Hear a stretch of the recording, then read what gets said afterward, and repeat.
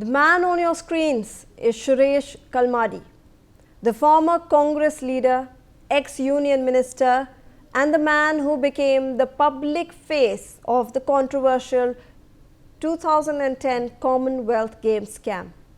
He has passed away today, January the 6th, 2026, at the age of 81 after a prolonged illness in Pune. Kalmadi was just 66 years old when the CWG scam allegations erupted in 2010, triggering nationwide outrage over inflated contracts and corruption. Today, as India bids farewell to Kalmadi without any conclusive judicial verdict on those serious charges, it raises a larger question. In the many high-profile corruption cases that rocked the UPA era, where the accused were truly ever brought to justice. The United Progressive Alliance era from 2004 to 2014 was marred by several high-profile corruption scandals, alleging massive losses to the public exchequer through opaque allocations, inflated contracts, and bribery. There were 5 standout cases, which include the Sahara investor fraud, where the group illegally raised lakhs of crores via debentures, the Commonwealth Games scam, riddled with overpriced contracts during the 2010 Delhi event. Then comes the coal allocation scam, involving arbitrary coal block allotments without auctions. And who can forget the 2G spectrum scam, accused of undervaluing telecom licenses. And then the Augusta Westland VVIP chopper scam, alleging kickbacks in the 3,600 rupees crore deal for 12 luxury helicopters. The prime accused were often top decision makers: Suresh Kalmadi as the CWG Organizing Committee chairman, Subrata Roy as Sahara founder, former Coal Secretary H.C. Gupta, Telecom Minister A. Raja, and DMK's Kanimoy in 2G, and former IF chief S.P. Tyagi, along with alleged middleman Christian Michel in the Augusta Westland deal. Other accused typically comprise bureaucrats, corporate executives, and facilitators, CWG officials like Lalit Bhanot, Sahara directors and family, coal joint secretaries like K.S. Kropa, and private company heads, 2G telecom firm executives from Swan and Unitech, and Augusta middlemen plus defense officials. These were the faces behind the biggest scams that marked the UPA government from 2004 to 2014. Hello and welcome to Deep Dive by NewsX with me, Shivani Singh, and today we discuss the fate of these scamsters, starting with Suresh Kalmadi. Suresh Kalmadi, the public face of the CWG scam, was arrested in 2011 on charges of conspiracy and corruption. He spent months in jail and was sidelined from politics. Prolonged trials followed, but in 2025, courts accepted the closure reports in related money laundering cases, granting him effective exoneration. He passed away in January 2026 without facing final conviction. In the Sahara case, Subrata Roy was detained in 2014 for non-compliance with Supreme Court orders to refund investors. He spent years in custody on payroll, partially deposited funds, but died in 2023 amid ongoing probes. No crore conviction occurred during his lifetime. Post-death, investigations continue against family members with fresh charge sheets in money laundering cases. Then comes the Coalgate. For Coalgate, former Coal Secretary H.C. Gupta endured multiple trials and some early convictions with brief sentences. However, by 2024 to 2025, special courts acquitted him and other officials in several key cases, citing insufficient evidence of personal gain or intent. Cases linked to former PM Manmohan Singh abated after his passing. A. Raja, central to the 2G scam, was arrested but fully acquitted in 2017 by a special court, which deemed the charges unfounded. Kanimoi was similarly cleared. CBI and ED appeals linger in higher courts as of 2026, but no convictions stand. In the Augusta Westland scam, former IAF chief SP Tyagi faced arrest, but limited convictions in India. Alleged middleman Christian Michel, extradited in 2018, spent years in custody. By late 2025, he secured bail and statutory release in ED's money laundering case after serving beyond the maximum period, though he remains involved in the parallel CBI corruption probe with trials ongoing. Outcomes for other accused have been similarly varied. Many bureaucrats and executives face short terms or acquittals in coal and CWG. Corporate figures in 2G saw appeals drag on without reversals. Augusta associates got mixed results with some bails granted. Ultimately, these UPA-era controversies sparked nationwide fury over alleged trillions in losses. Yet decade-long legal processes have yielded mostly acquittals, case closures or pending appeals for prominent figures. Serious jail time or recoveries proportionate to the claims remain rare, underscoring persistent hurdles in prosecuting high-stakes corruption in India and fueling debates on judicial delays and accountability. Let's take this discussion forward with Gautam Mukherjee, a senior journalist, and Rajalakshmi Joshi, political analyst, who is joining us on the broadcast. Let me go across to Rajalakshmi first. Rajalakshmi, this is a very peculiar topic that we are discussing today, the fate of these scamsters. There are very prominent names, and then the question of justice being delayed and then justice being denied also comes. I mean, we should not speak ill about those who are dead, but after death you cannot convict someone, right? So the whole question arises about the fate of such scamsters. Really, we are seeing bails, we are seeing acquittals, we are seeing them move around freely after fleecing the country of crores of rupees. A very good evening. And yes, most of these scams that you spoke about, they are like mind-boggling figures. And sorry to say that all of them are actually related or they are backed by political parties. And in all these cases that you mentioned, the 5 cases, they're all related to the UPA regime. So then, they were backed by the UPA government. So it is not very easy for the investigators to establish a money trail, and it is not very easy for the prosecution also to actually establish the strength of the case. So very frankly, in a lot of these cases, that is why it takes years and years and it drags on. Now, I wish to correct you on one part, that is especially the 2G case. Now, that is something that most people are not aware about.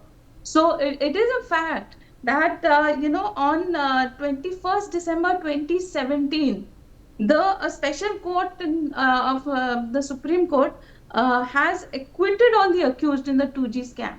But at the same time, a few months later, on 19th and 20th of March 2018, the Enforcement Directorate and the CBI filed appeals against this verdict in the Delhi High Court on 22nd March 2024, and the verdict that was given on and on 22nd March 2024, the Delhi High Court single judge bench of Justice Dinesh Kumar Sharma agreed that the trial court's judgment required a deeper examination and reappreciation of the entire evidence and admitted the CBI's appeal.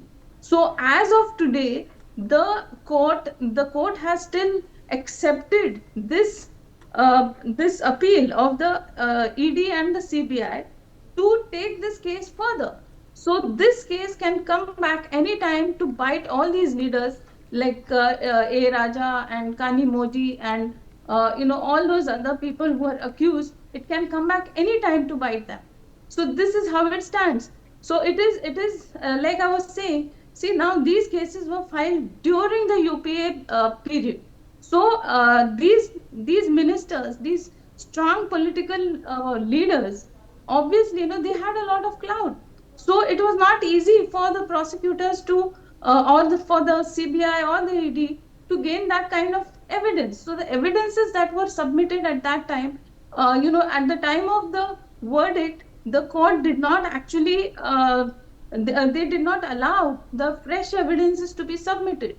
And it was all based on the old evidences that were submitted. And that is how, by a technical fault in the entire system, the acquittal has happened.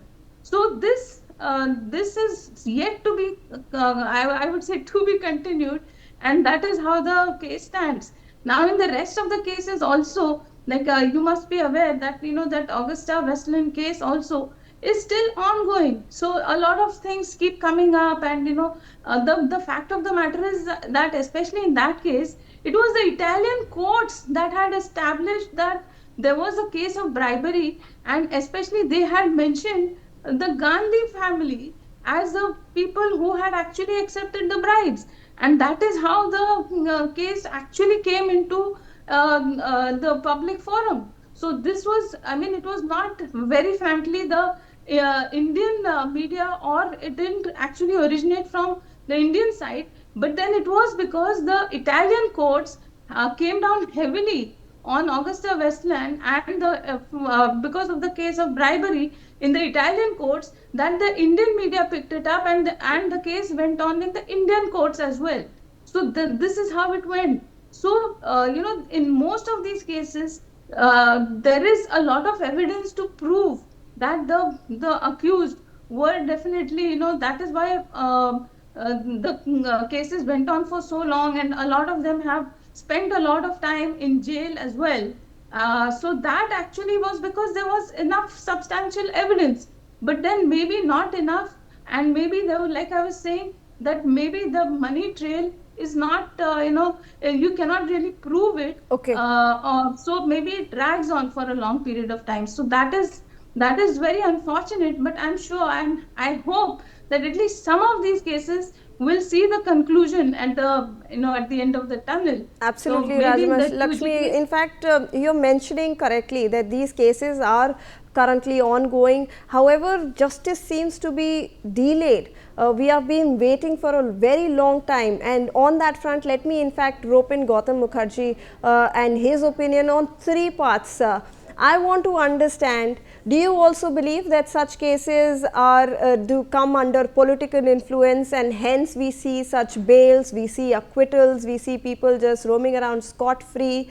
Secondly, do you believe that if there is political interference, if say for example they are getting acquitted, is it because they are innocent, or is it because there are loopholes in the entire system, say for example lack of evidence? And if there is lack of evidence, or if there are loopholes, should we have special fast track courts for such high profile cases, sir? Well, our legal system is hopelessly overburdened in the first place. Our jurisprudence and process is old-fashioned, to say the least. There is very little ingress of digital economy in it. The paperwork is enormous. The ability to delay hearings and to give incomplete information is, all part and parcel of why any case of any import gets delayed and is adjudicated over decades. At least 1 decade is normal. Now, this is a big lacuna, and judicial reform is the answer. One is to look at the judiciary itself in terms of its collegium system and the fact that people tend to promote their kith, kin, and friends into the higher judiciary. That's one aspect. Second aspect is rampant corruption in the higher judiciary between the senior advocates as well as certain judges. Third is, of course, as you pointed out, political influence and the ability to conceal or destroy evidence because of their political power and eminence. So, all this put together allows people of influence to never be actually, uh, have to pay for their sins. Now, when you talk of acquittal of the high and mighty, almost always it is technical in nature rather than an actual acquittal based on innocence. So it is a dreadful state of affairs. The long list of cases you've read out show this. I was just reading a piece on Augusta Westland. There we needed some torpedoes in 1980 or so for the Navy, and Augusta Westland had a company that was contracted to supply these torpedoes. Because of the Augusta Westland corruption case regarding helicopters, the torpedo contract also got stopped. Then that torpedo company has been sold to someone else, and now that contract has been revived, and we're about to get modern torpedoes for the Navy, for the submarines. Um, Okay. Otherwise, we're using Okay, but Mr. 40-year-old Mukherjee, when torpedoes. if we circle back to the issue, before I wrap this discussion up, what about those people who have unfortunately died due to illness or due to some other reason? We are seeing Suresh Kalmadi, we saw Subrata Roy. These people, if they are dead, do they escape the moral and legal responsibility of, fleecing the country, of the people, of so many crores of rupees? I think what happens is their estates, such as they are, their heirs and assigns are still liable.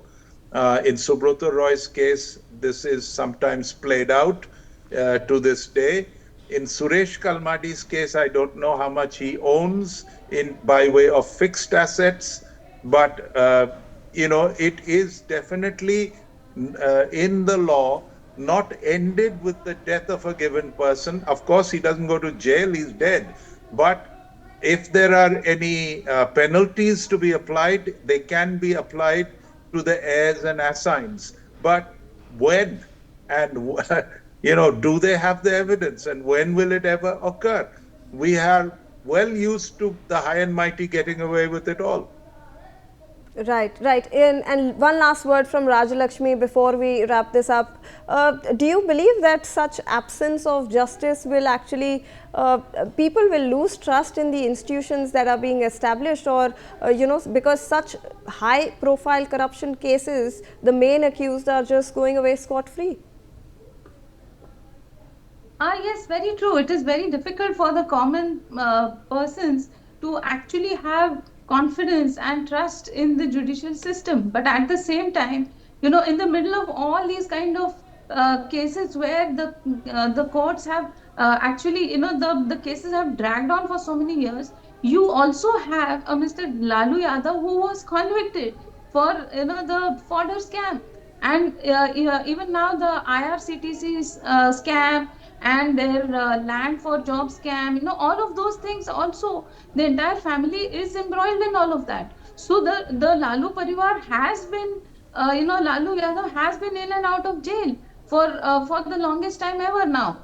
And not just that, see, just remember that Mr. P Chidambaram also had to spend more than 100 days in jail for I think it was the INX media scam. So, there have been scams in which these people, the high and mighty. So, Mr. Arvind Kejriwal has been in jail for such a long time. So, all of this, a lot of almost the entire top brass of the Aam Aadmi Party have been in and out of jail. So it is not as if, all these cases the accused goes scot free. But then yes, it is very difficult to establish these kind of the kind of a money trail, like I was saying, and it is very difficult to establish their guilt in these kind of cases. But at the same time, and also it is very easy for political parties to just do a lot of mudslinging on other political parties. But then it takes a lot of grit and determination to make sure that if there are actually some allegations, some serious allegations at that, then the accused, you Okay. should be able to put strong cases against the accused so that they don't go scot free. All right. So So then, hopefully even for the future of the country, all of them, justice delayed is not justice denied. I thank both of you for joining us on the broadcast on this discussion.